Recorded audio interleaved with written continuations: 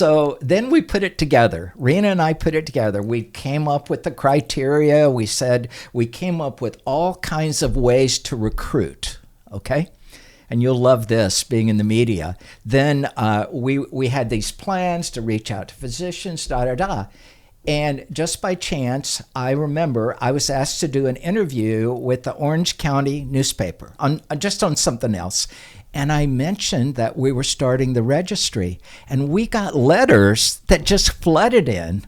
And so being a brilliant scientist, I said, this is where the media may have some value. And so we largely recruited through the media, and they all wanted to do a story, and they wanted to talk to somebody in the registry. And so we said, if you talk to someone in the registry, you have to put our information in your article. And we populated the registry that way.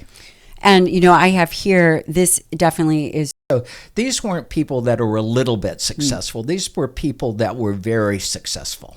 And when we started out, we thought, wow, we're probably going to identify the right diet for weight loss, and that's going to make us famous. Well, what we realized is there was no similarity in how they lost weight. They lost weight with good diets. They lost weight with the beer diet. They lost weight with the red, green, you name it. They lost weight with that. Maybe you don't drink any alcohol. You kind of put your life on hold.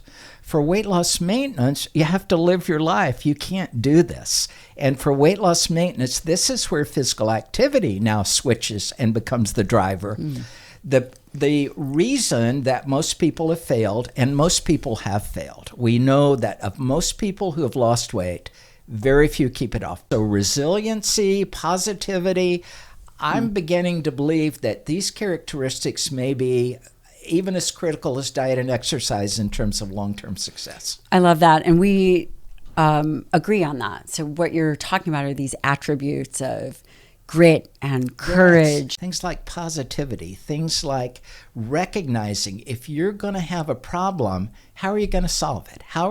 What's your mind state to say, I know there's going to be a problem, and I know I have the skills to get through it. It may not be easy, but I'm going to get through it. Because so many people, a problem arises, and they say, to heck with it, I'm just going to give it all up. And so you lose all this ground you've done, and it's really devastating to see people succeed.